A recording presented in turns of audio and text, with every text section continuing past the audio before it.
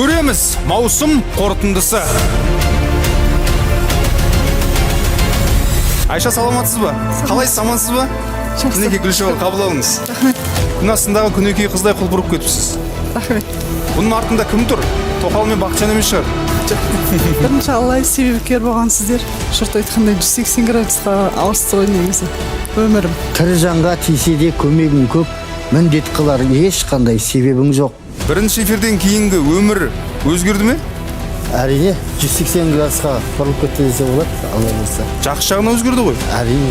Қырмызы гүлдей жайқалып келіп отыр. Содан бастап мінекей қызым қасымда, екеуміз біргеміз. Көреміздің көбейіп көрермені, бағдарлама атағы шарықтасын. Әумин. Сіздердің балаларыңызға мен сіздердің балаларыңыз емес, өзімнің балама қарағандай қарайтыным ол рас. Қонжық премиум жабылды толықтай. Қазір онда емхана жоқ. Қылмыс қыз қозғалдай тұр. Қанша 6 айдан бері жүрдік жүгірдік қылысын. Көреміз бүгін 19:00-де.